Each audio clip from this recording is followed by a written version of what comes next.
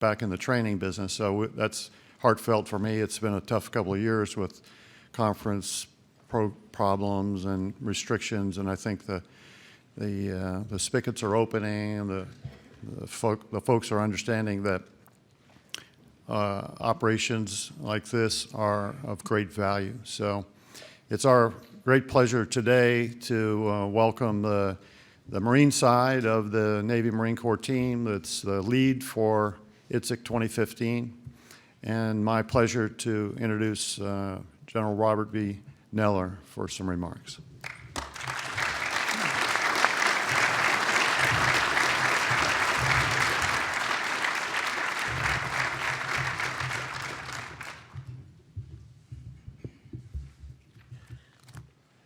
Good morning.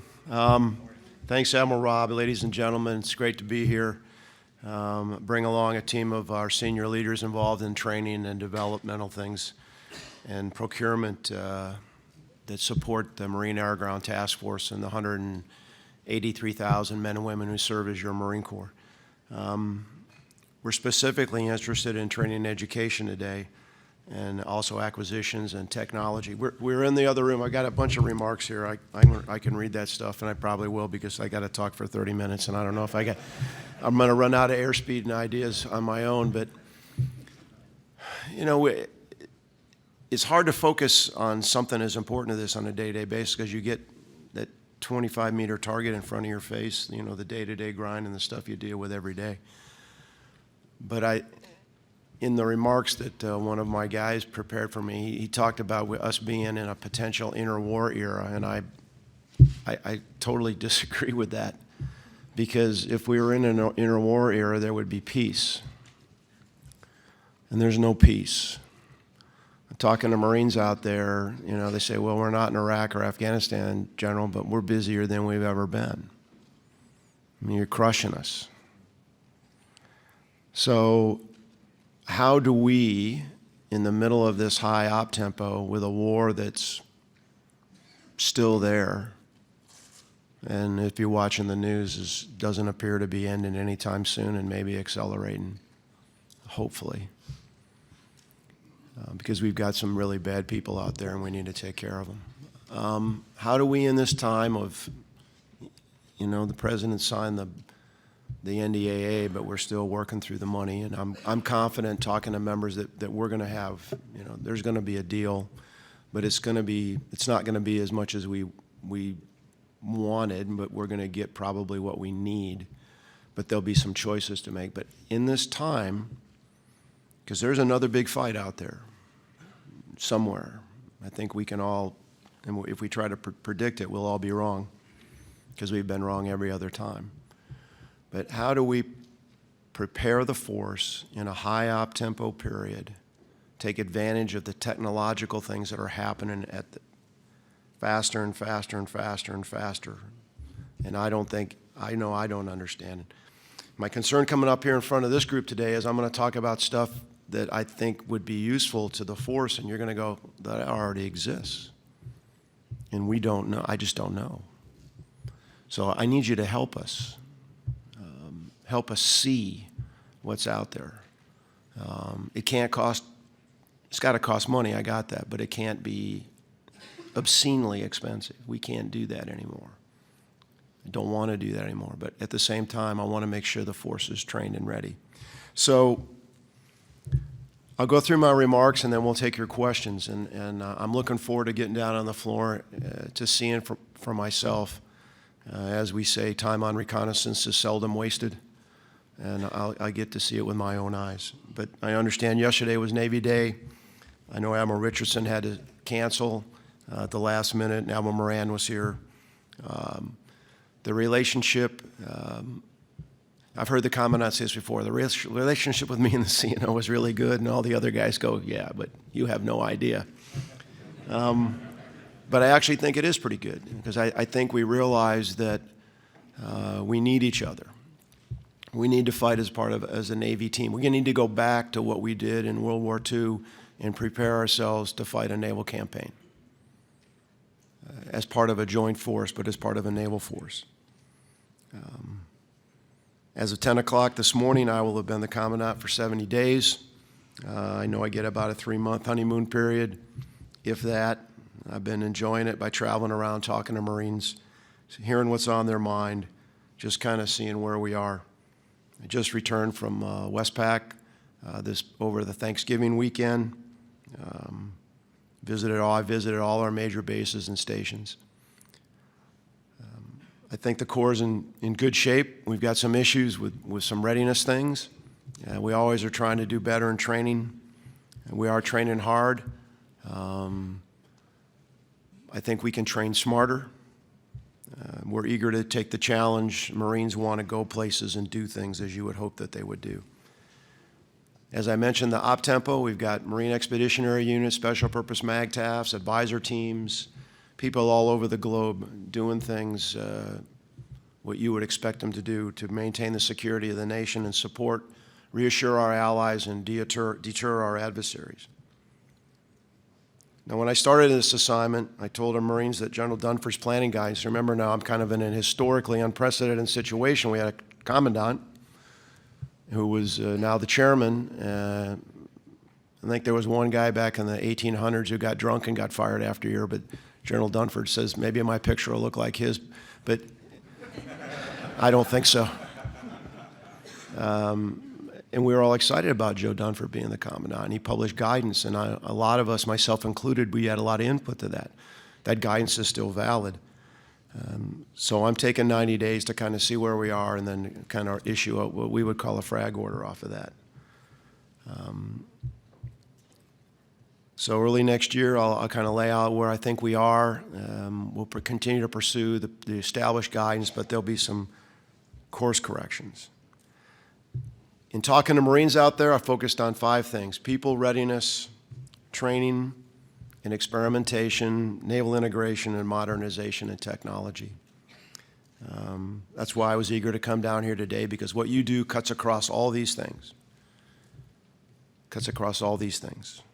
Now, people, Marines, sailors that serve with Marines, the men and women that make up our Corps, they'll always be our friendly center of gravity, the thing that we have to protect. In fact, this afternoon I'm flying out to San Diego to meet with a bunch of recruiters and give them rewards for doing a great job recruiting. We're in a good place.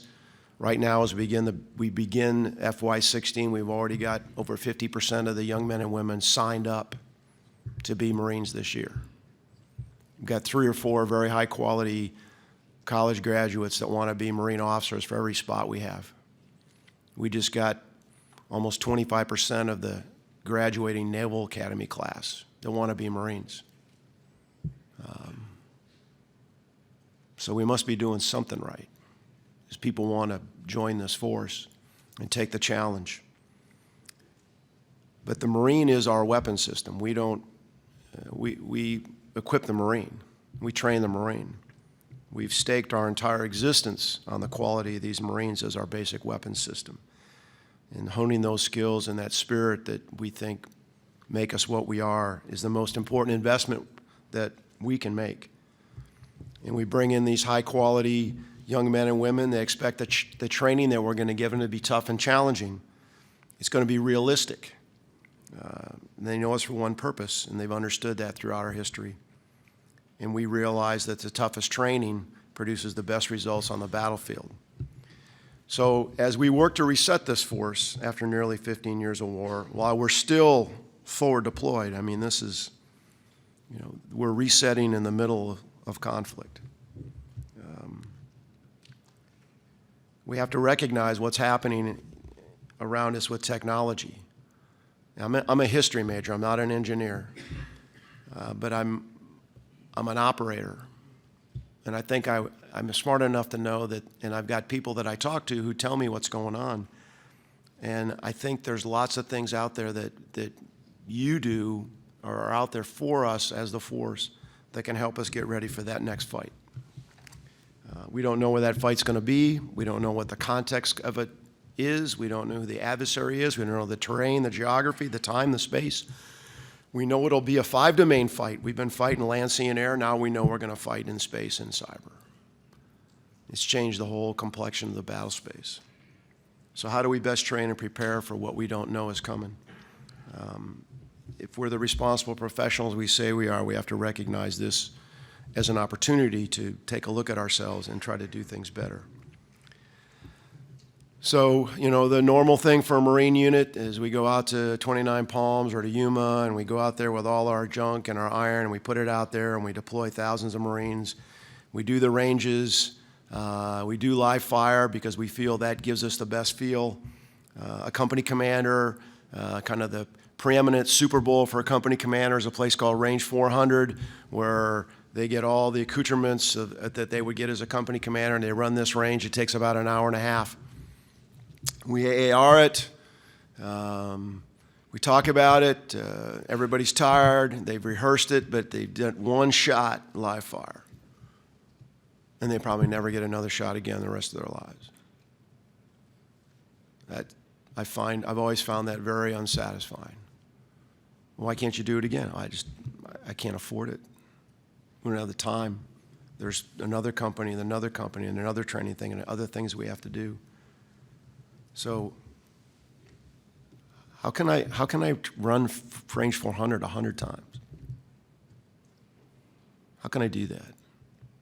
There's got to be a way to do that. Maybe not today, but tomorrow. So I think we've got to take a look at how we do this training, because to me, training is all about reps. It's about reps. I mean, anybody played on a sports team in here, you know, run it again, run it again, run it again, run it again. And we do a really good job of getting reps in a lot of things, particularly individual task condition standards like air crew. I think pilots get a great job. The simulators are very sophisticated. They get rep after rep. Our gunnery crews, whether you're a tank gunner, a tank commander, or LAV, you know, you get in the simulator. Even a driver gets repetitions. But how do I get unit reps? How do I get commander reps? How does a MU commander or a battalion commander or a squadron commander get a repetition other than taking all their stuff, spending a lot of money, going someplace where they can use the airspace and drop their weapons and use their, you know, drive their vehicles? How do they get reps? So I don't know. But that's what I'm hoping you're going to be able to help me answer. So why do I want to do this? Well, I think they build proficiency. The repetition develops mastery. What is it that Gladwell said? You know, you have to be good in 10,000 hours and you become an expert. I don't know if we need 10,000 hours, but we need more than an hour and a half on Range 400. I mean, and there was a lot of stuff that went up to that. Don't misunderstand me. But it'd be like training your company commander. You're going to go play. There's a preseason, but the game that really counts, you get one game. And I think we can do better than that. Plus, if we do it in simulation or some virtual constructive environment, we don't burn any fuel, we don't break any gear, we don't break any Marines. We can do it over and over. We can stop it. We can fix it if it's going wrong. You know, because if it starts to go bad, it just goes bad. So I think there's much we can exploit from technology. I mean, I'm not a gamer. I ask a lot of Marines. A lot of Marines are gamers. This is a generational thing. And I think people like me that are older or more seasoned, as we like to say, we've got to be open to looking at doing things in a different way. And we have to listen to the younger folks who, to them, this is second nature. So this association and the training simulation here that's going on is critical to helping us move forward. Even if budgets weren't a concern, I'd still be down here advocating for more simulation because it's going to make us get better. And it's not just about saving money, it's about increasing readiness. Now, part of it's on us. We were talking upstairs before we came down. You know, and I remember going out to an Expedition Warfare Training Group in Little Creek, Virginia, and we're talking about JTAC training. And say, okay, what's the requirement to be qualified as a JTAC? Because there's almost an unachievable desire or requirement to have more and more people qualified to control air. And the old school was you had to do 12 live controls. Can't afford to fly 12 planes live and drop bombs. So you change the policy, you change the requirement. Is it 8 and 4? Is the simulation good enough? Could you do 6 and 6? What is it to sustain? It used to be, I think what it is now, 6 and 6. Somebody can correct me, but if we had a better simulation, we could save a whole lot of money and qualify more people. But it's really not just about saving money, it's about increasing our readiness and our capability. So that Marines, when they go to war, soldiers, sailors, airmen, Coast Guardsmen, it doesn't matter, they're operating at the highest possible skill level the moment the fight begins. And I think you guys represent what's best for the future of training. So there's a lot of new ideas we're already incorporating, like the live virtual training simulation, aviation and crew simulators I mentioned. This is just, I know I'm only touching the edge. But I'm imagining any Star Trek people out here. I love Next Generation, Jean-Luc Picard, and it's the I want the holodeck. That's really what I want. And I know it's not there now, but I know it's going to be there. It's coming. It's coming. It's just a function of time because everything is happening so fast. And I know that there's a lot of discussion about the rules that the Department of Defense has to try to keep up with what's happening in commercial industry because we put ourselves at a disadvantage, and I know everybody's working on that. Now, whether we can come up with a solution, I know that both sides of the river are talking about that. But this is about being able to get rep after rep after rep, employing supporting arms, and advancing on a creative thinking, reacting enemy. Not just something that's going to sit there and let you, destroy it. You have to manage all the inputs and tactical noise that a commander has to deal with. And when they come out of the simulation, they've gotten a workout. So I'm not endorsing a specific product or giving you a hard requirement statement. I'm just talking about an idea. Company commanders, only one example. Could be a mortarman.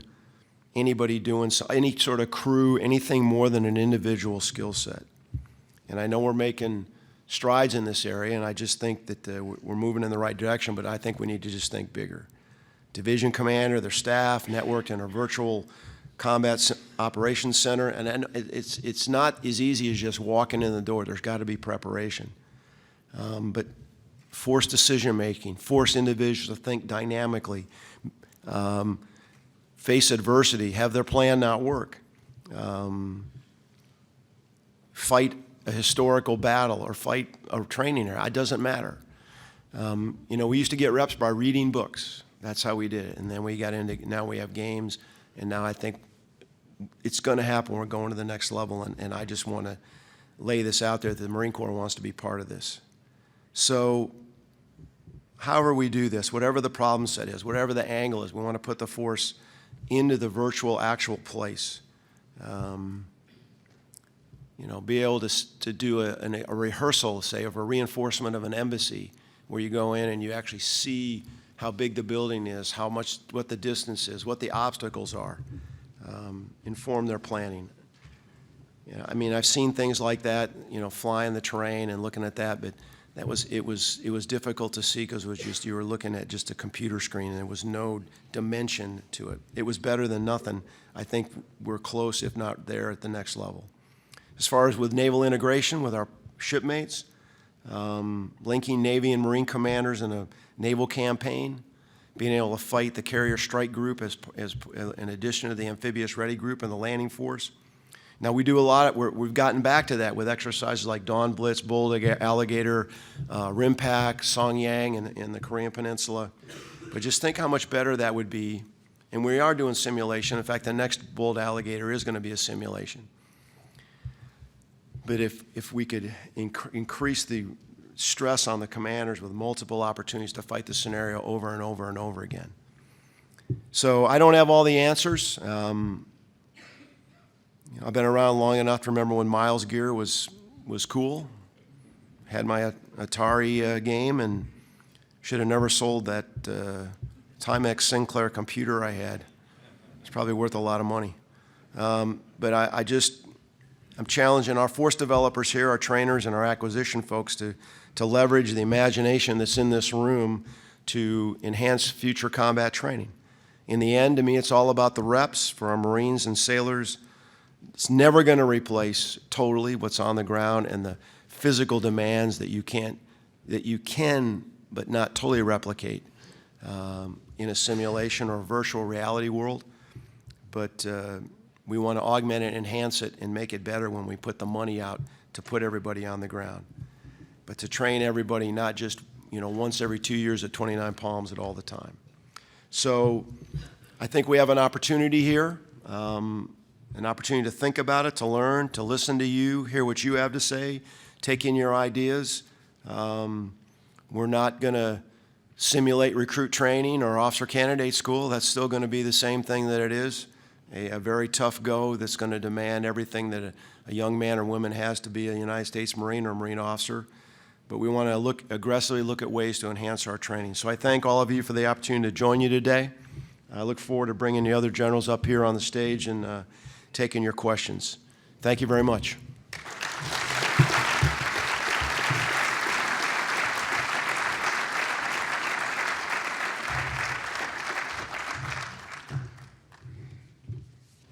Thank you, General Neller. Invite the other panelists up. So we're going to go into our second phase of this morning's activities.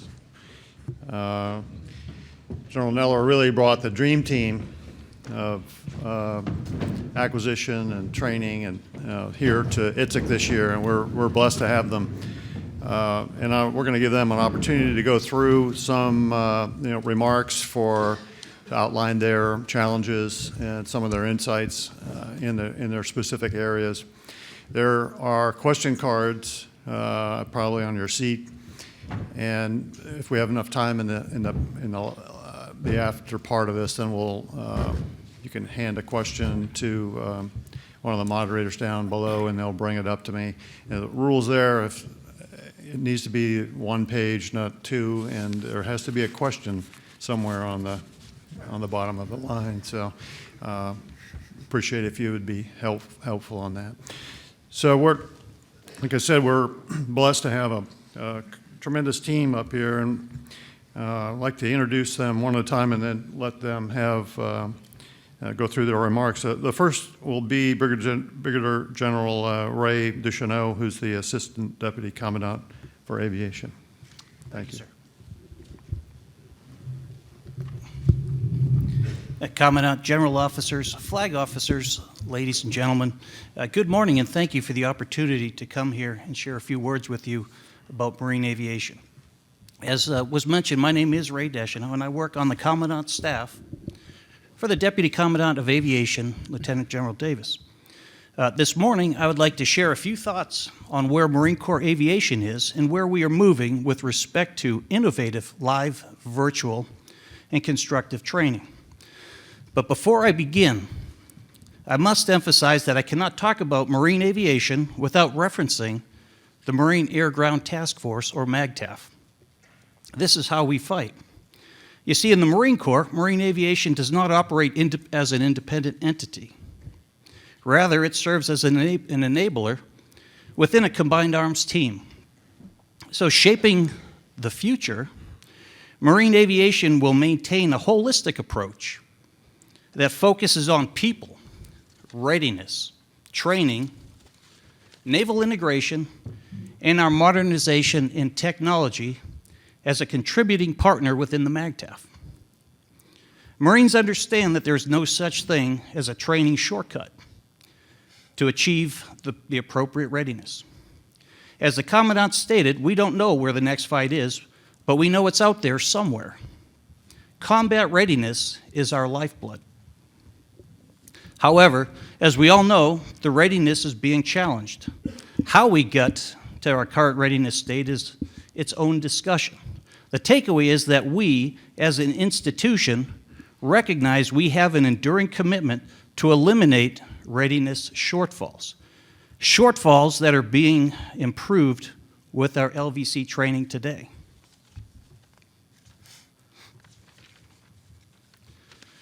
To level the playing field, I'd like to share where we are and where we're going. I will then discuss what type of assistance we are looking for from industry. Let's start with marine aviation basics. There are 6 functions of marine aviation, and I'll mention them to highlight the diverse complexity of our missions. We have command and control, reconnaissance, offensive air support, electronic warfare, anti-air warfare, and assault support.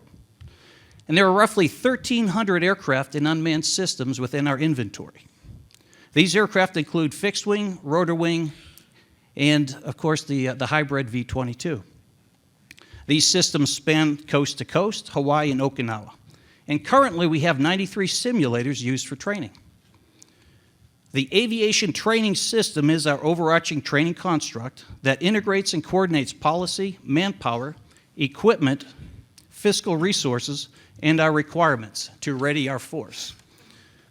Within this system, there are 9 marine aviation training system sites that oversee our standardization and evaluation programs.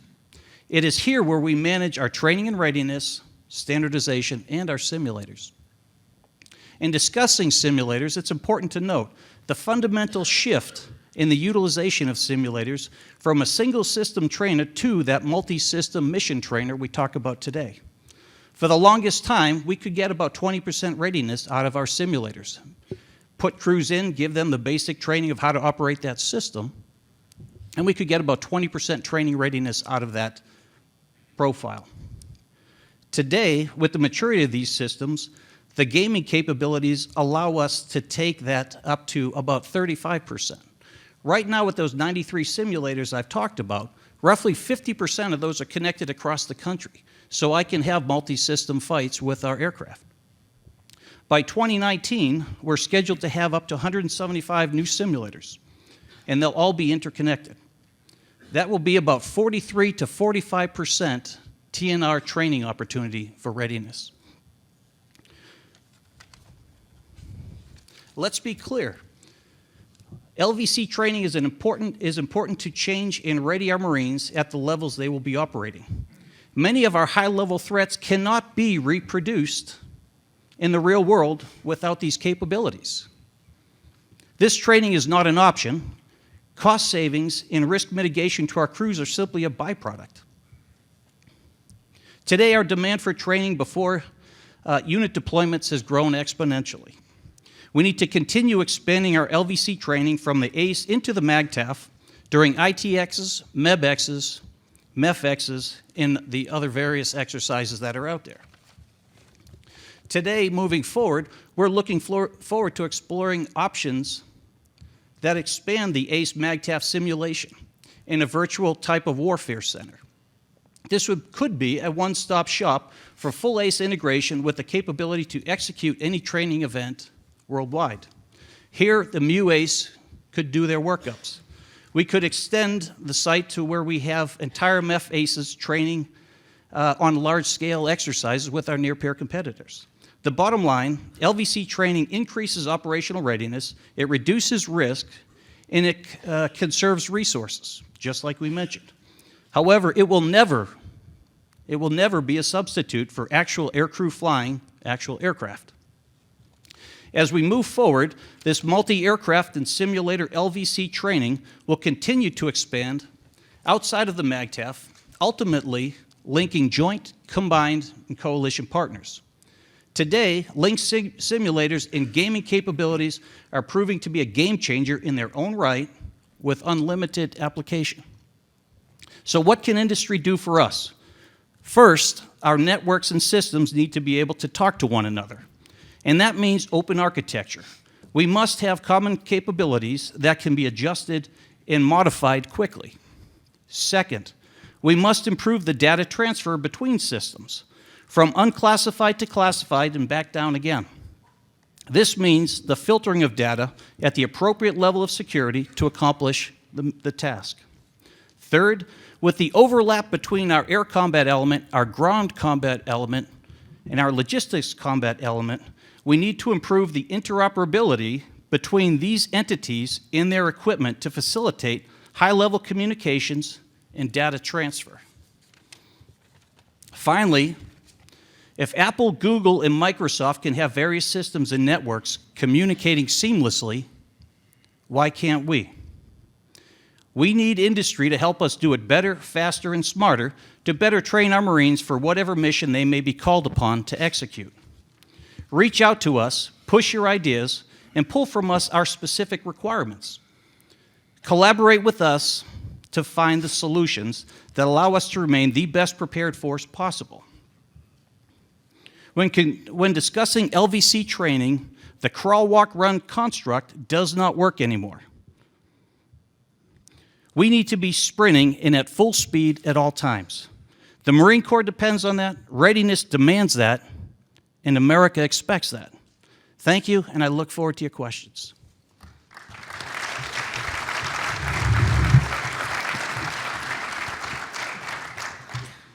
Next, I'd like to introduce Brigadier General Joe Schrader, who's the commander of the Marine Corps Systems Command.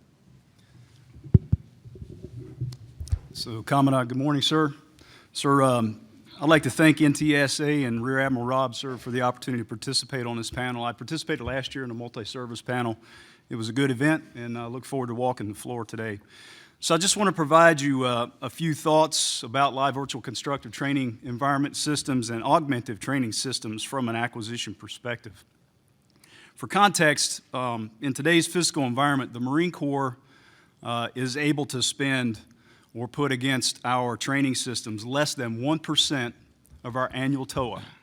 That equates to about $225 million across all three appropriations, R&D, procurement, and O&M funds to our training systems. That's in FY16 dollars, and the fit-up, it looks like that throughout the fit-up. So as you can see, $225 million is not a lot of money to train this force, and it has to go a long way. So I tell you that because this requires that every dollar we spend on our training systems has to be aimed at improving readiness, like Ray said, and that we really have to scrutinize our return on investment for every dollar that we spend. So to that end, I'd like to offer that there are three things that we consider from an acquisition perspective when it comes to looking at training systems. The first thing, and this is a common theme you're hearing, is the system has to be interoperable. Interoperable with existing training systems and across all elements of the MAGTF and at all echelons. From the individual Marine, if you will, all the way up to the highest levels of command to train to give those reps from bottom to top all the way up. Interoperable in that they do not offer closed loop or closed architecture designs. Again, you just heard that from Ray, and I just foot stomp that. We've got to be ready to be adaptable to existing systems that we have out there as well. So the goal in operability is to create a common training environment across the MAGTF through a federation of live virtual constructive training systems and simulators to create that common training environment across the MAGTF. The second point that I would offer from an acquisition perspective is affordability. So affordability, not only in terms of best value, but also in terms of a good business case. The system has to allow us to offset the cost of other aspects of training, or at least reduce it. I'll give you an example. We talked about this earlier. The example is artillery ammunition right now. Right now, over the last 10 years, one round of HE has increased, the price has increased at some 600%. 10 years ago, a round of high explosive 155 millimeter round was $200. Today, with the requirements that have gone into it for insensitive munitions, for shipboard certification, so on, one HE round costs us $1,300. Yet cannoneers still require the reps. The Commandant talked about the reps. Those cannoneers, the cannon crewmen, they still require those reps. So we're looking at ways to give those reps to the cannoneers, still trained to that proficiency, but also offset the cost of those of artillery ammunition. The last thing I'll offer in that realm is, as another perspective, for an artillery battery, a 6-gun battery, HE rounds, to train to the TNR standards right now, we're looking at, just in HE alone, ammunition, $5.3 million a year in FY16 dollars. So you can see this is an expensive, ammunition is expensive, and it's across the board for ammunition. So affordability. It's not only about low cost, it's also about finding the best business case to round out the best value equation and achieve a high return on our investment for each dollar that we spend. The third thing and last thing I'll talk about is sustainable. Systems that are easy to maintain and upgrade. Systems that do not require a whole host of field service reps, experts to set up and operate and maintain or troubleshoot. I think the model that I provide is PlayStation. You go to Best Buy or wherever and you buy a PlayStation, you bring it home, put it in the basement, buy some games, you set it up. Doesn't take a whole host of field service reps or a lot of overhead to operate it. If you have problems with it, you've got a reach back number that you can call a service desk or something like that, and they can walk you through troubleshooting. We cannot afford, and the Commandant talked about this, we cannot afford these elegant solutions that come with a whole host of overhead, expensive overhead that we have to keep on contract to keep our systems going. So systems that are reasonable when it comes to software upgrade and frequency. So with that, those are the three things that I'll talk about. So to recap, from an acquisition perspective, live virtual constructive and augmented training systems should be, one, interoperable across all elements of the MAGTF. We want to create that common training environment through a federation of systems. The second one is affordable, not only in terms of low cost, but also provide a best value situation and a good return on investment and help us offset other training costs, other aspects of training. And then the third and last point is they've got to be sustainable in terms of low to no overhead with adaptable architectures that are reliable. So with that, I look forward to your questions.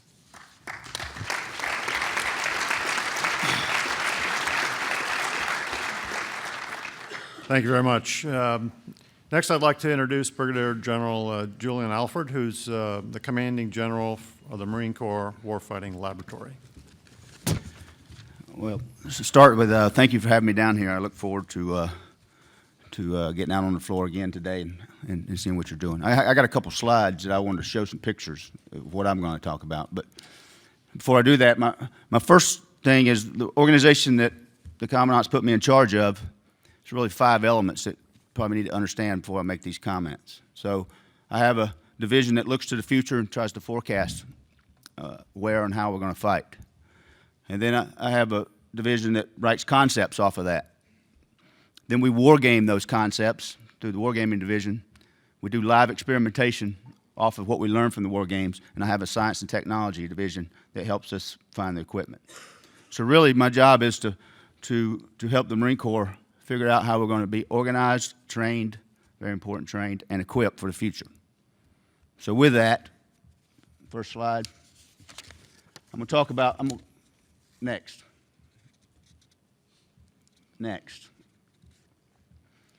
Patterns and trends. You know, the Commandant said he didn't know if we could forecast where we're going to fight, but I can tell you this. I'm an infantryman. I've trained in every environment, jungle, the desert, the mountains, cold weather, but I've never really trained well in an urban environment.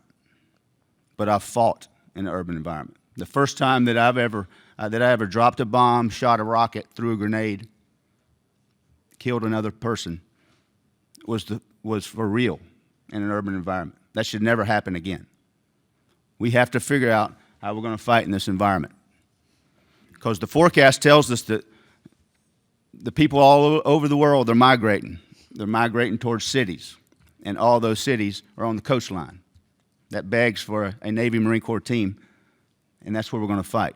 It also shows the last 14 years that it's successful to fight us in a built-up urban area amongst the people. So, slide. How do we fight in this the 7 Cs and VUCA and a VUCA environment? How do we get the reps? Because it's expensive to do it for real, to destroy buildings, and I'm not talking about coin. One of the problems I have is when I start to talk about fighting in an urban area, people immediately go to a coin fight. I'm talking about high-end, wide open, peer-on-peer fight. How do we do that? How do we train to that? And that's what we're looking for your help with. Slide. We talk about the 3-block war, but we're quickly moving toward the 4-floor war, right? We're going to be on the top floor of a skyscraper or this hotel that we're in right now, evacuating civilians and helping people. The middle floor, we might be detaining really bad people that we've caught. On the first floor, we'll be down there killing them, right? At the same time, they'll be getting away through the subway and subterranean. So how do we train to fight that? Because it is coming. That fight right there is coming, I do believe, with all my heart. Like I said, I've trained in the jungle, live fire. I've trained in the desert, of course, live fire. I've trained in the mountains. I've trained when it's hot, when it's cold, but I've never really done live fire in an urban environment in training. Slide. So we, the Marine Corps, we believe we need your help. And it's more than just simulation. So how do I put squads, platoons, and companies through what is some of the most difficult fighting on earth? How do I train that unit as a unit, like the Commandant said, not as an individual? Because I've done some live fire individual training in an urban environment, but not as a unit. How do I maneuver in this picture? Last slide. How do I secure that? Because that's what the world is starting to look like. We're going to have these mega cities that are ringed with these shanty towns, and we're going to fight in them. Because it'll be the people who are uneducated, unemployed, the young men who are not married, and they're mad about their lot in life. So I look forward to moving around the floor today and talk to him about how you might help us in this future environment to prepare us for it. Thank you.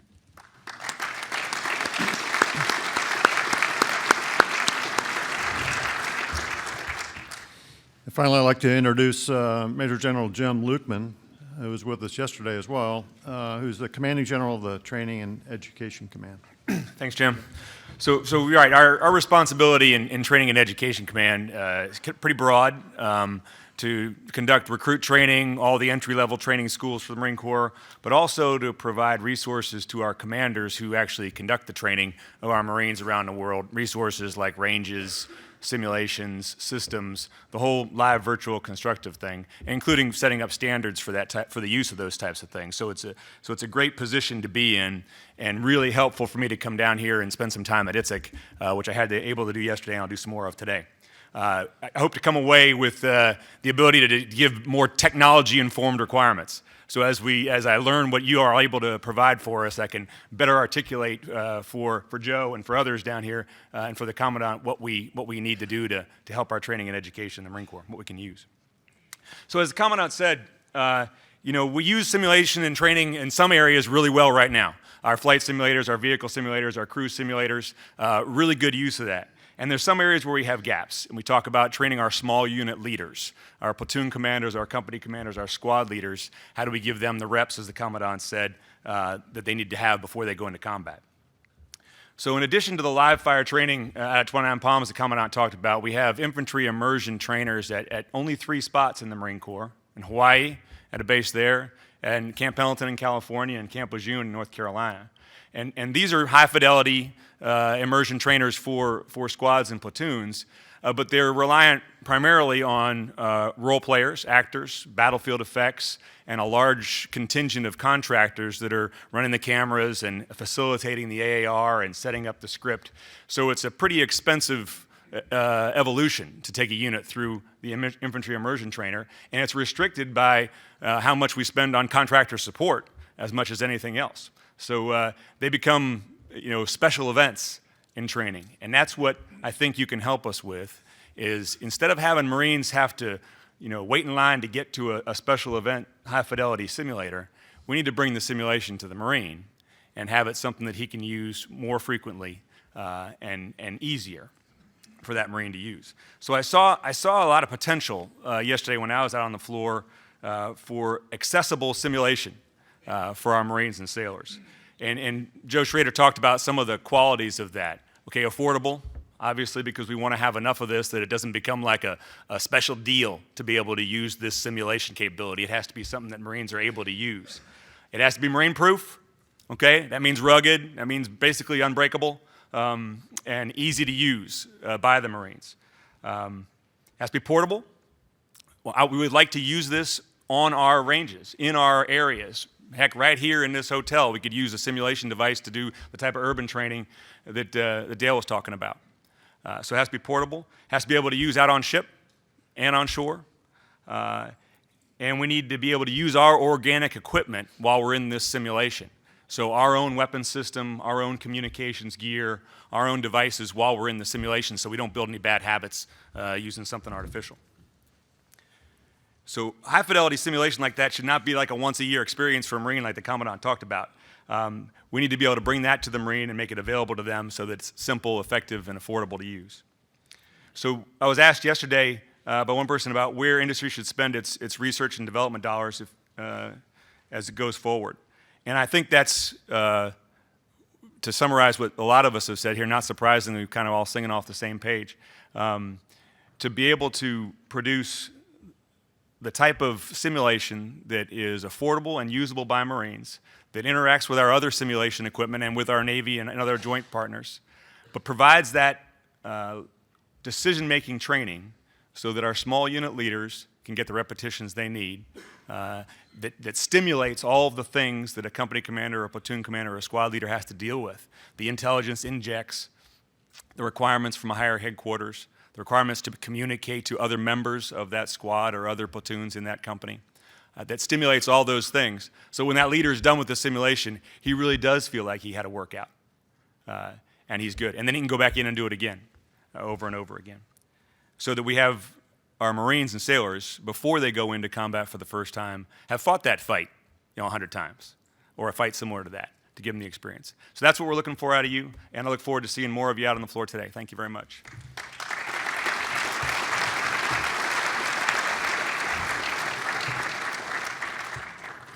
Okay, thanks a lot. So we'll go into the question and answer period. I've only got about 40 of them so far, so we're not going to get there.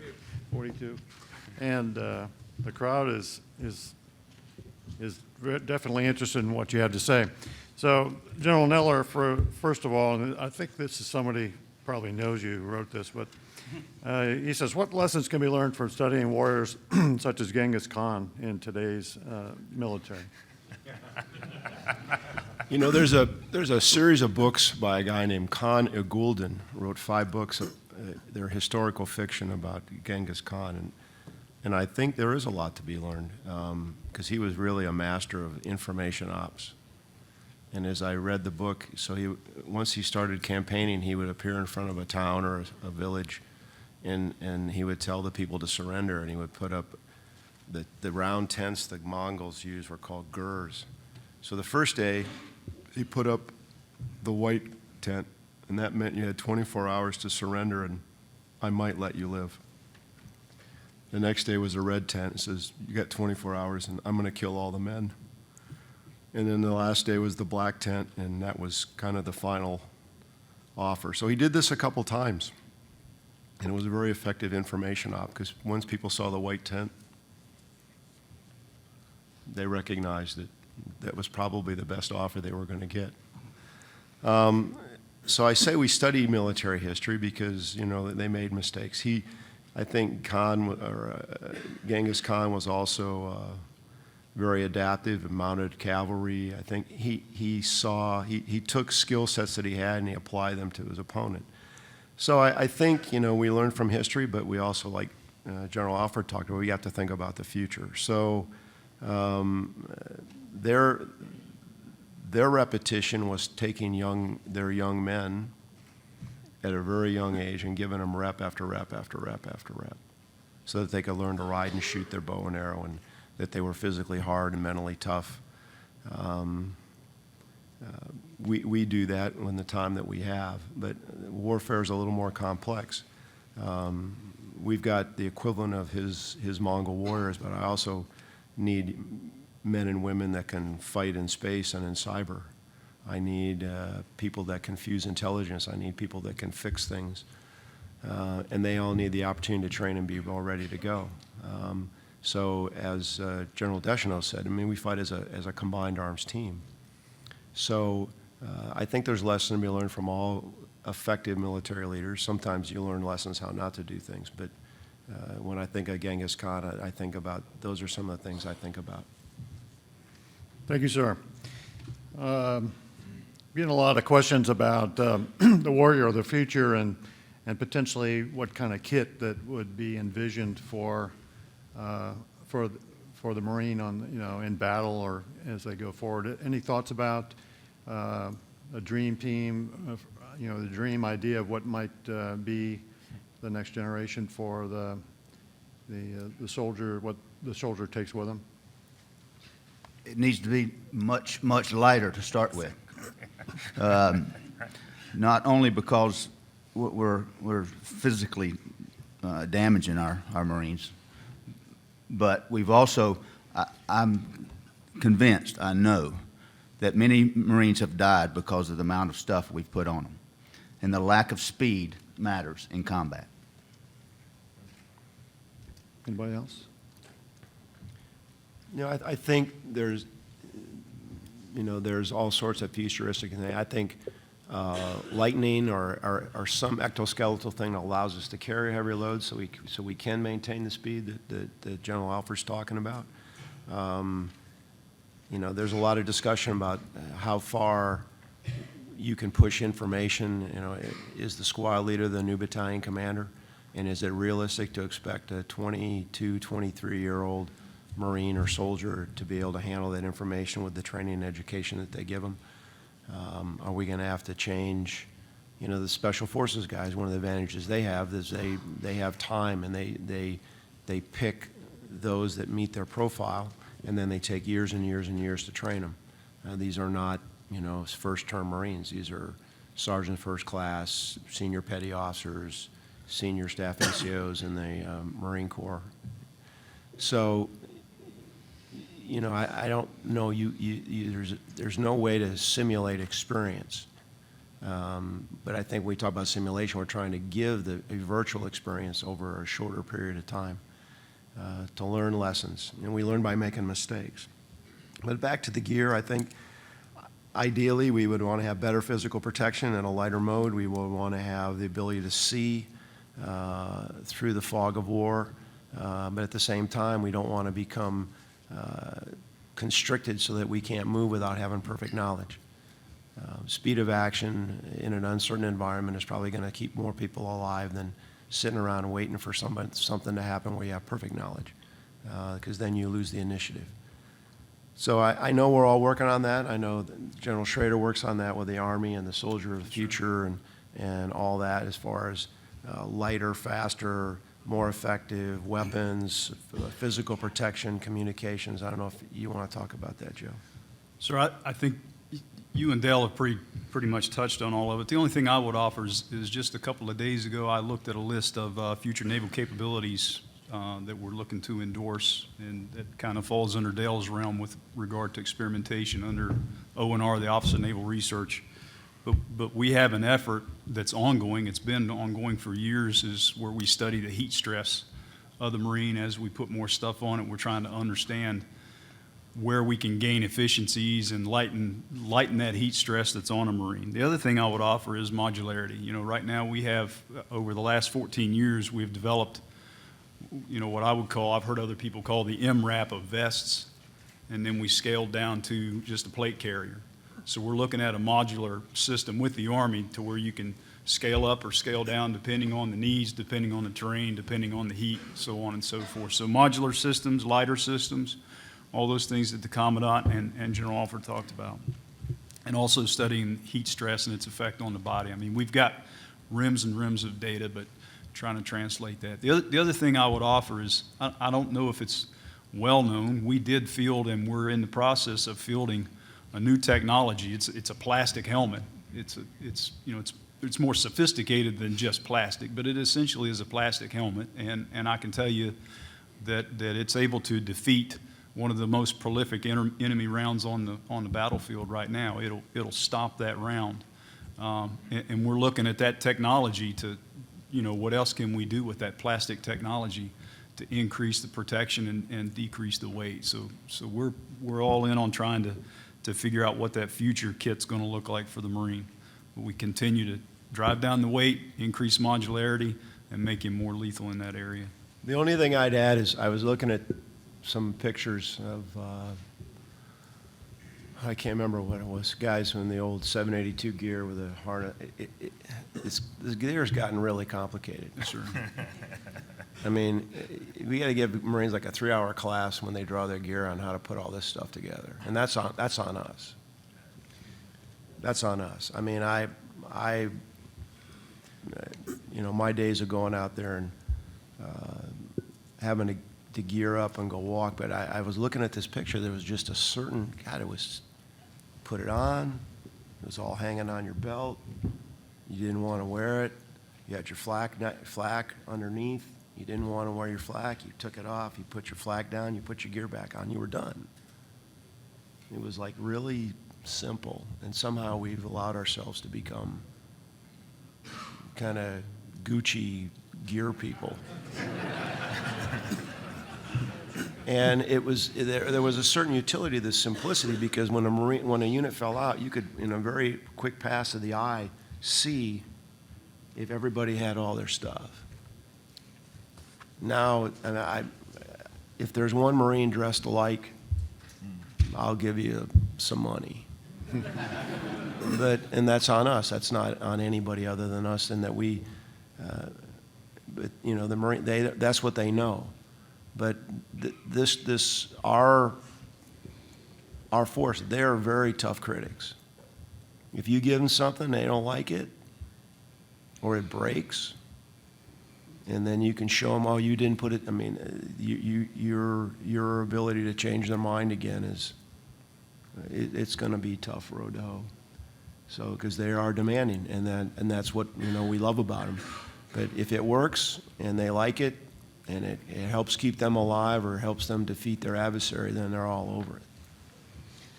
Sir, if I could add, and this is a perfect example of where we talk as a MAGTAF.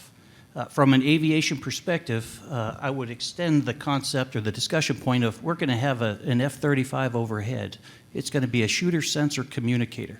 It's going to have an ability to pump real-time information to our Marines. How is it going to do that? Well, we could have Marines loaded on a V-22. We could have an over-the-horizon objective that we need to get to. In the past, that used to be a 60-mile distance. Today, it could be hundreds of miles. And whatever was planned for before they left is going to change.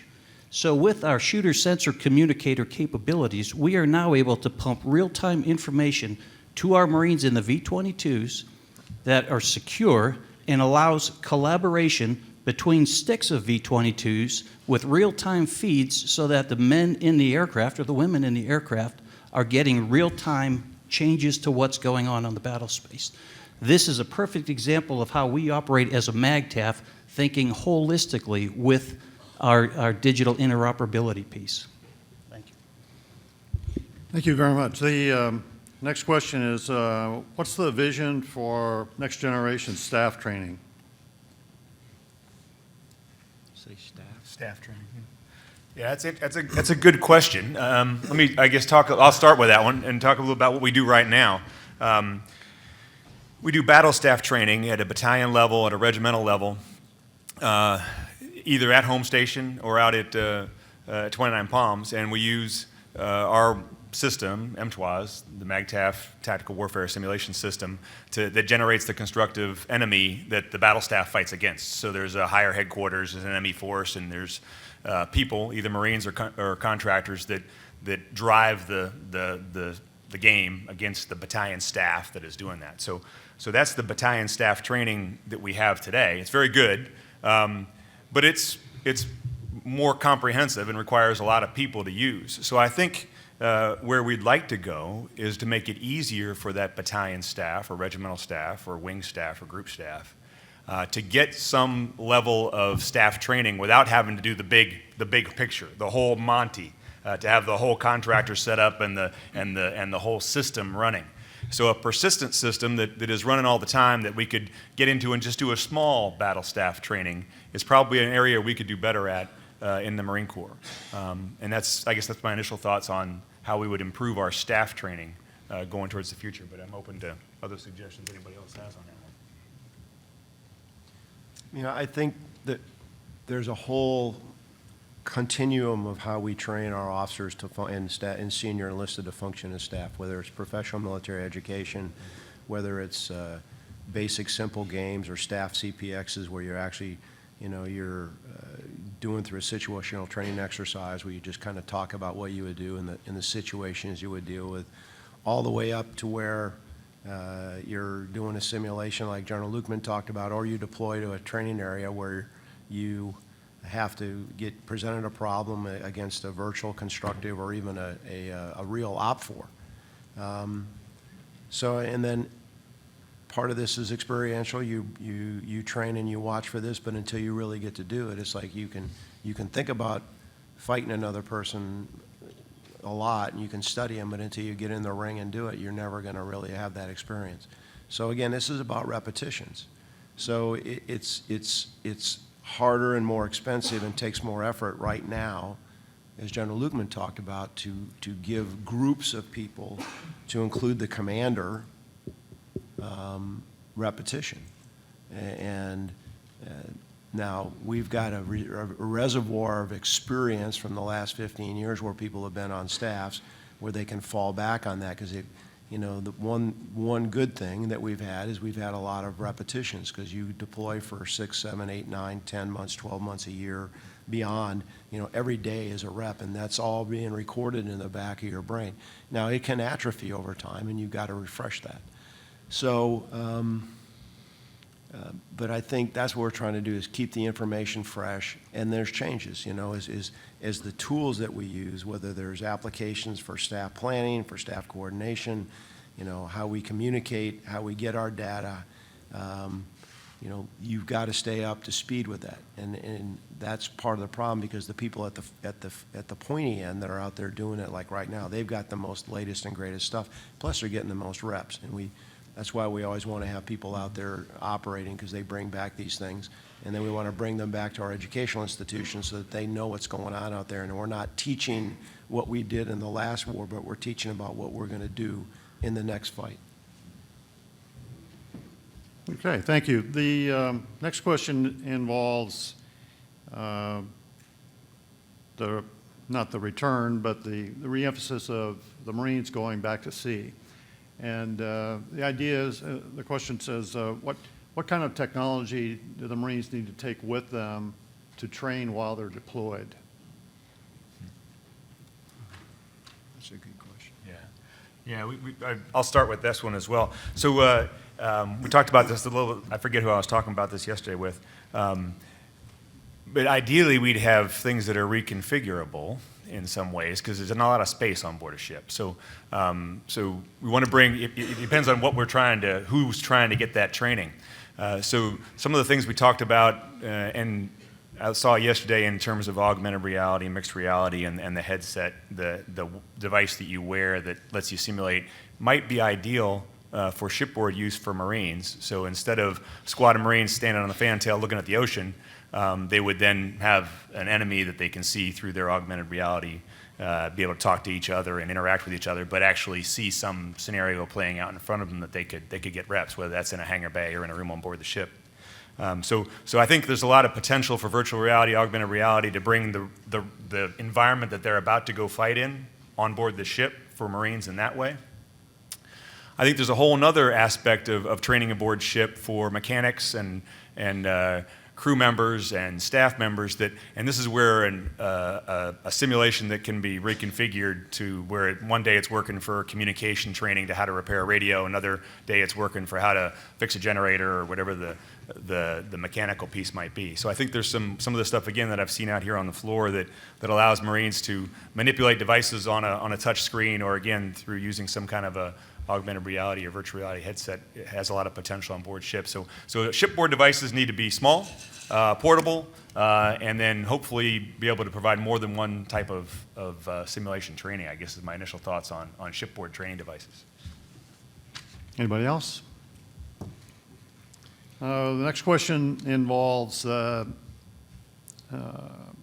autonomous vehicles and robotics. To what degree is the Marine Corps embracing some of this technology, and is there particular capabilities that you see might be useful?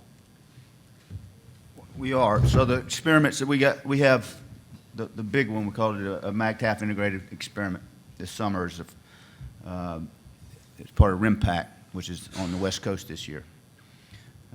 We have a Mu-size element that's be the experimentation force. And we're doing both UAV and ground robotics. You know, I've told my folks, I said, I want robots that I can send into an urban environment that look, listen, and kill. And we're in the process of buying some of those right now, leasing some, both UAVs and ground robots. We also are autonomous. How do we make our vehicles like ITVs, ATVs, even our Humvees that will drive by themselves, that will follow us? So we're looking for, talking about gear and weight, we're looking for small vehicles that will follow a squad as they move through a town, through a village. They got to be able to climb stairs, all the different type of terrain that they would be moving through. So we got that scheduled for the summer. So this year's major experiment that the Marine Corps will do, will have many of both air and ground. So the only thing I would offer is exactly, keying off of what Dell said. Over the last decade at Marine Corps Systems Command, the program office that we had on the ground side dealing with robotics was the kind of stuff that EOD uses. Keeps the EOD technician back, and he can send out the robot and deal with the threat that's out there. We're taking steps to adapt the program office to where it not only looks at that kind of stuff, the engineering type support equipment, but we're going to have to adapt it to where it can take on the stuff that gets passed off, the ideas that get passed off to us through POM 18 and POM 19, coming POM cycles as we program and plan for those and go after that in the program office right now. So we are looking at more things like the Commandant mentioned, the exoskeleton type stuff, being ready to move out on that stuff as well. I think there's so much stuff out there. I have an associate who works on the staff of headquarters of Marine Corps who's kind of he's a different kind of guy, but I've always valued his thoughts. And about a year ago, he said, "Hey, have you ever heard of this book, The Singularity is Near by Ray Kurzweil?" I go, "Well, no, I haven't. I mean, I'm an infantry guy. What are you asking me?" He says, "You need to read this book." And it says, and you need to go to this place out in Silicon Valley called Singularity University. And you need to go to this course and you need to hear what these people have to say. So I did what he said, and quite frankly, it goes back to what I said at the beginning. We don't know what we don't know, and you need to help us see what's out there just to get our minds open. Whether you've got stationary autonomy and you've got mobile autonomy, and Dale's talking about mobile autonomy, unmanned air systems, unmanned ground systems, robots. Secretary Work at the Reagan Defense Forum a couple weeks ago said if in 3 or 4 years we're going to do a room entry and the first person in the room is a live human being and not a robot, shame on us. I agree. So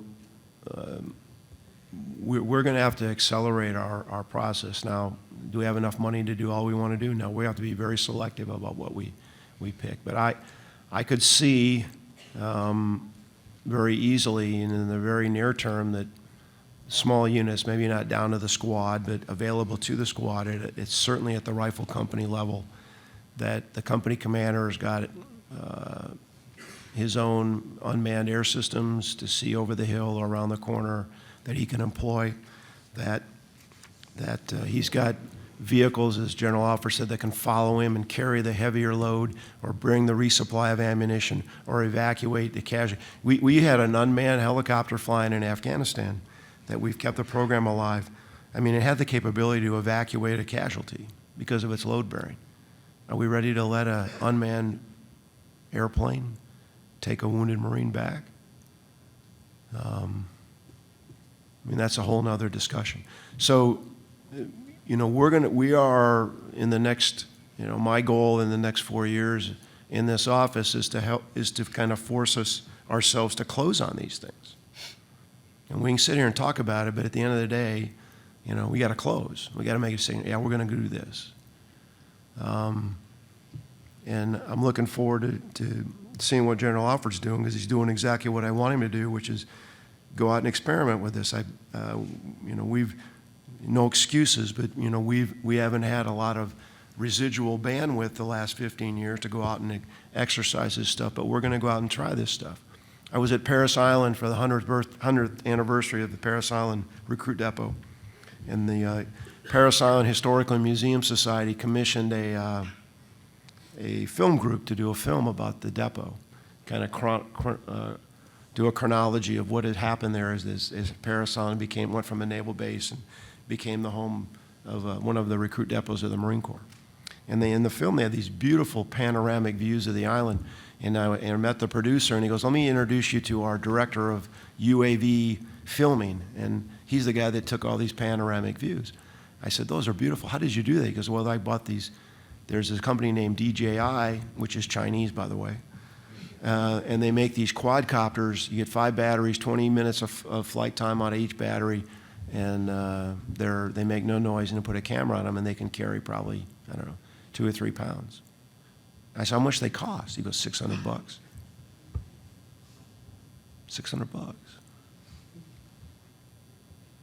I could buy a lot of quadcopters for $600 a pop. And if they get shot down, then let me go look in the window, look around the corner, look over the hill, see, can they be weaponized? Anybody read Ghost Fleet? Nobody read Ghost Fleet? Come on, put your hands up, be honest. If you haven't read it, you ought to read it. I'm not getting any money from the authors. It's a kind of a Clancy-esque futuristic view about the United States fighting a peer adversary. But all these types of systems, they're not an anomaly. They're part of the main force. And I know we can do this. We have to decide. Okay, thank you. One focused primarily on our local crowd here. The question is, given the appetite and growth of the use of simulation to train Marines at all levels, what's the outlook for continuing to develop the Marine Corps modeling and simulation professional workforce?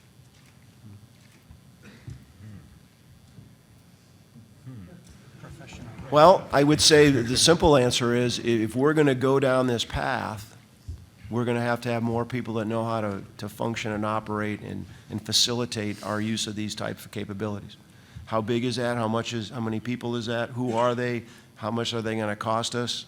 They're probably cost more than we want, and there'll be more than we want to have to pay for. But if we're going to do this, you can't not have some overhead. I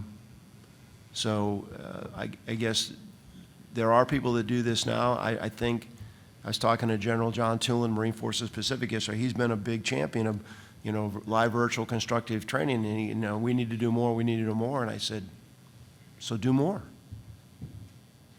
Don't wait, just do it. And then we'll find out if we run out. Then we'll have to figure out, that we're going to have to invest more in human capital, if not Marines. Whether it becomes an MOS or we have civilians or civilian Marines or contractors, we'll have to do that, make that decision when we determine what the requirement is. But I think the question is, if you're going to do all this stuff, do you know what your requirement is? And the answer is no, not yet, but it's probably bigger than what we have now. Okay. More in the strategic area, maybe for General Neller, the Marine Corps and the Army took significant cuts recently in the post-war era, quote unquote. Obviously, the threat has not diminished, and the missions are still quite robust. What are the effects of those cuts, and do you think that there's a possibility that we could reverse them?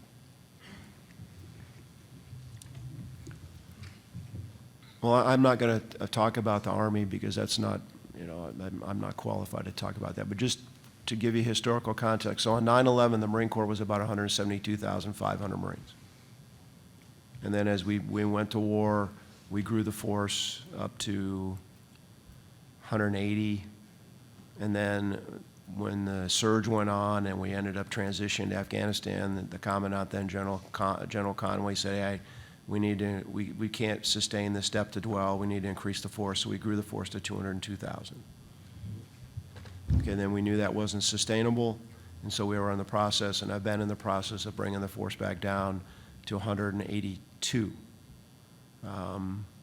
Right now, we're about between 183 and 184. So by the end of FY17, we'll be down to 182,100 Marines. Based on the current level of effort and the deployment schedule, that puts us at about a 2-to-1 force. In 2001, we were a 3-to-1 force. You deployed for 6 months, you were back for 18. We've become at some time we were even inside 2-to-1, depending upon what your MOS was and what your unit was. So is 2-to-1 sustainable at 182? We think it is, but below that is not sustainable. It's not sustainable for the human being, for the family, and for the type of force we have, and it really is putting a wear and tear on our gear, particularly our aviation. Will the force grow back? I mean, the optimal force, as articulated by General Amos, was about 186,000 Marines, which put us at about a 3-to-1 force. Will we get back to that? Depends on if we get the funding to do that. 62% of our TOA goes to pay salaries of Marines. If you add our civilians, it goes up to 68% of our budget. So we think 186,000 is the optimally sized Marine Corps, but we can get the job done for the nation at 182. So that's kind of my answer to that question. Yes, sir. Related to that, question is there's an emphasis to go to the Pacific in terms of shift and as well to go back and retrain for the near-peer competitor in the between war, quote unquote, period.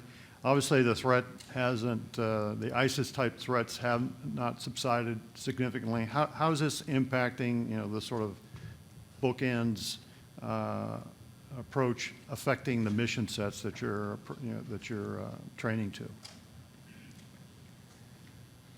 Well, yeah, I'll start out with that one and see who else wants to chime in. So some of the ways we train both the high-end staff and then the Marines, and again, training is conducted by commanders. We provide resources to the commanders around the Marine Corps, and they do the training. But we do support high-level exercises, Marine Expeditionary Force exercises for the high end. Recently, General Berger out at 1st MEF did one and really spent a lot of time working the cyber piece into his exercise. But so there's a support for the Marine Corps for service-level support that allows commanders to do the high-end training. MEF-level exercises at a really large, high-fidelity scale and really work out the MEF staff. And at the same time, we're trying to provide the resources and the challenges for commanders to be able to, for their small units, to train to their core mission essential tasks so that battalions and companies and squadrons are trained up to their mission, the core task and what it takes to be that. And then whatever mission they get assigned to do, whether that's ISIS or security force assistance in Africa or whatever that mission is, commanders will then use resources they have to do the assigned mission before that unit goes off and does the specific job that it does. So it is a balancing act, I guess, of providing resources to commanders to train at the high and low ends. And we're doing that now in a balanced fashion, I think. So I guess that's my initial answer to how we do that. Anybody else? Yes, so I think that that's a misnomer. I think that any adversary we go up against is going to fight us in a asymmetric hybrid type fight. They're not going to fight us toe to toe. Why would they? We shouldn't fight that way. So therefore, we shouldn't train that way. And if we train to fight a hybrid, I'm talking about full-up combat, a hybrid asymmetric enemy, then we can use that against anybody that comes up against us. I would argue that we're still training in 29 Palms to fight the Soviets, and we shouldn't be. We should be trained to fight another adversary that would fight us not toe-to-toe, not dug in front of us in the open desert.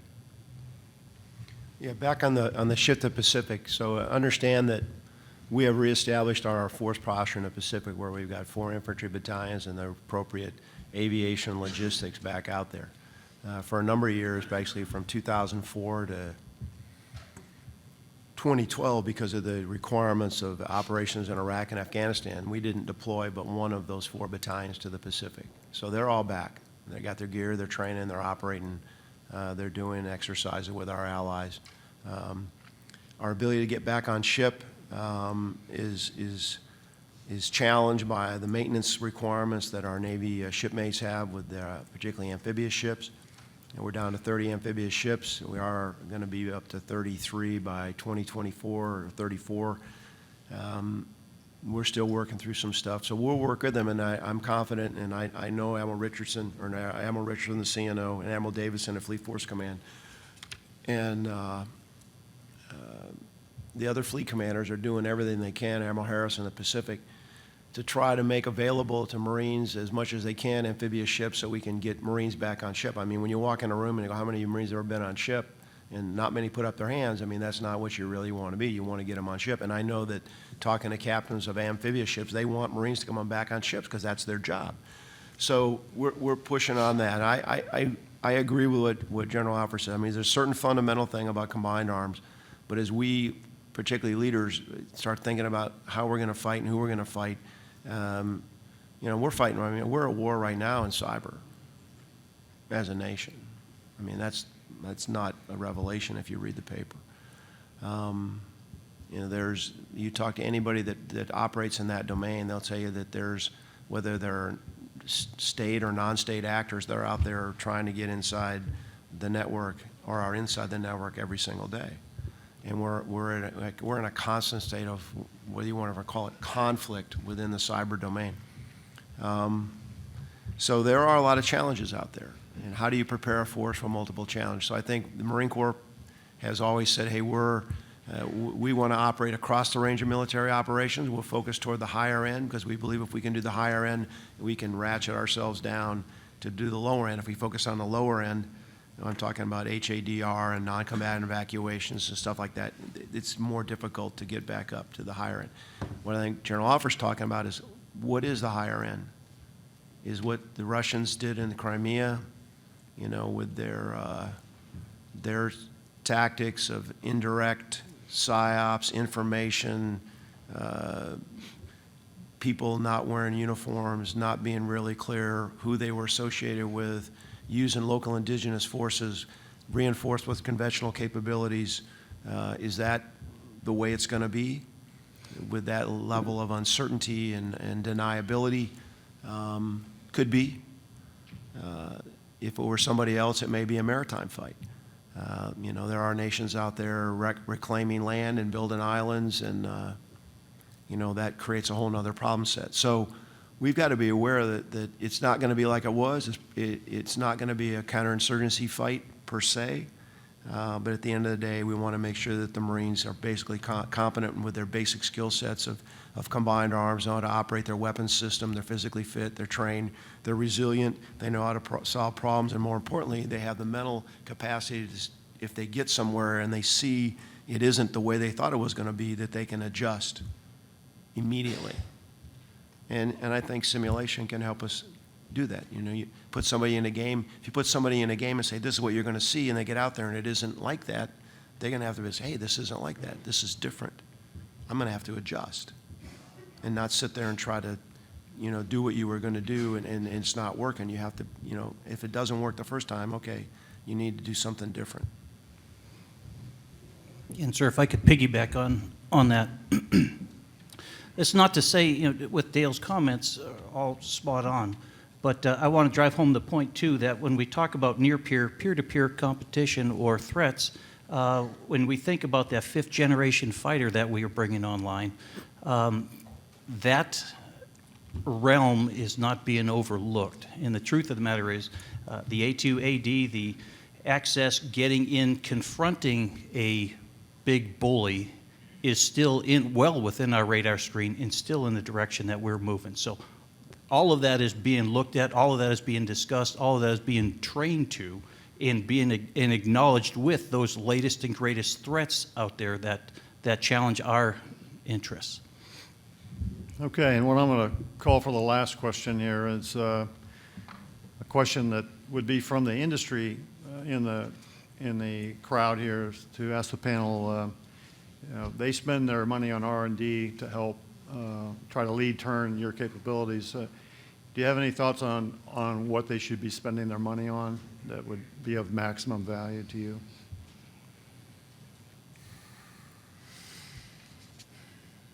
Okay, I'll start again. You're the training guy. Yes, sir. Yes, sir. Because again, he's Commandant says you're the training guy. Exactly. So, no, I do. And we've tried to identify some of the gaps in our training that we think simulation can help and technology can help. And it's and again, it's because of time and wanting to make the most effective use of the time that we have, so that when we do go out and do live training, which we must do, that the people who go out and do the live training have been prepared to the best possible through the use of simulation. So I think when we're talking research and development, what we discussed a lot today is the ability to train decision makers, small unit leader decision makers. So to give the company commander, the platoon commander, the squad leader training in experiencing things, the realistic experience of an environment, so he can get practice making decisions. And be able to recognize patterns and go through. So a simulation that, so R&D for a simulation that is affordable, usable, marine-proof, doesn't require a big tail, talks to other types of simulation if possible, and then is available for our Marines to challenge their decision-making. I think that's the research and development area that I see as number one in my mind. I mean, there's certain capabilities, individual skill sets. We're talking about medical. Is there an alternative to using within the law, animals for live tissue training, or can I use an avatar or some other thing that's going to give me as close to that level of experience?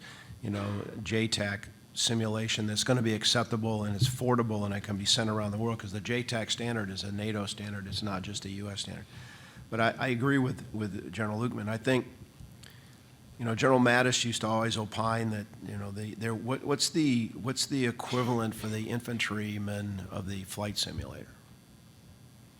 We have these infantry immersion trainers. We build these large physical places.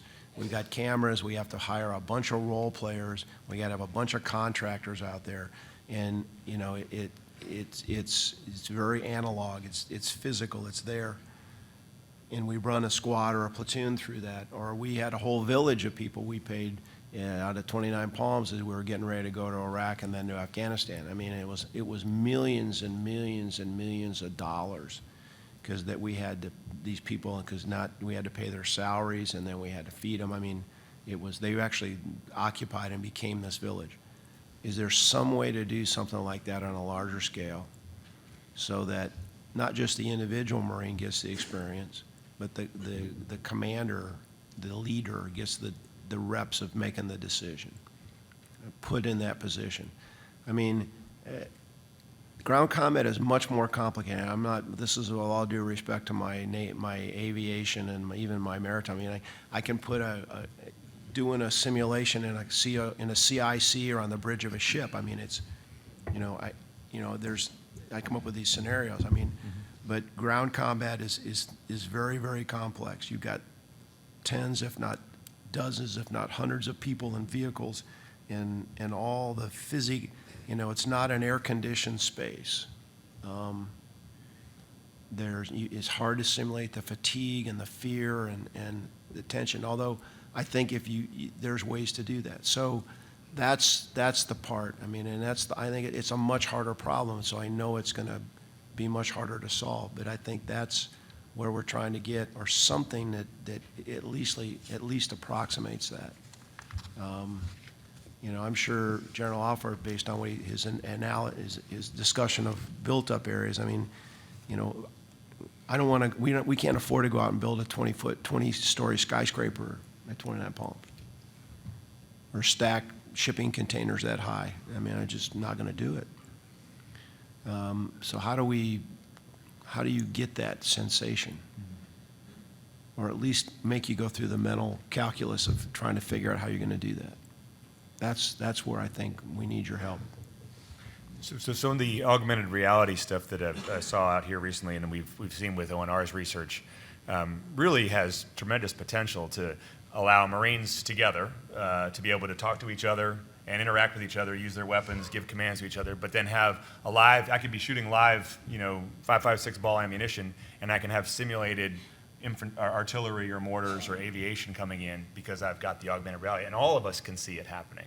So that type of ability for a team to be able to see the same environment, it's pretty complicated to make it work in real terrain models and make sure that it's all working right. But we've seen the beginnings of that. So that type of technology allows us, you could go into a building and any building can become a MOUT facility at that point because you're able to augment the building with the types of battlefield effects in an augmented reality setting. So some of that technology I think has great promise for us in training small units.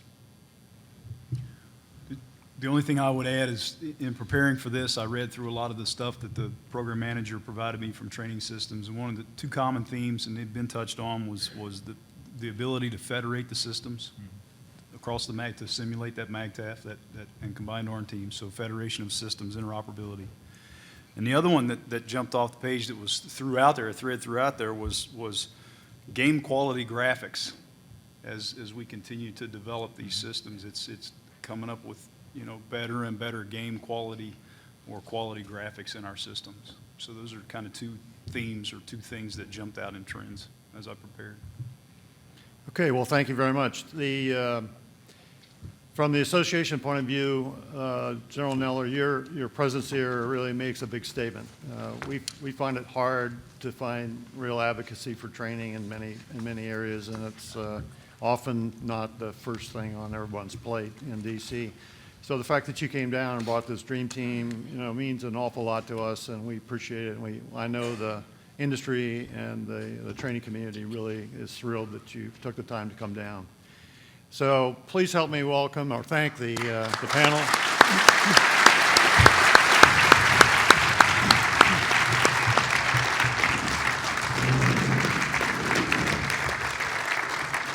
Thanks for being here. We'll please allow the team to go through. They're going to head for the show floor, I believe. So thank you very much.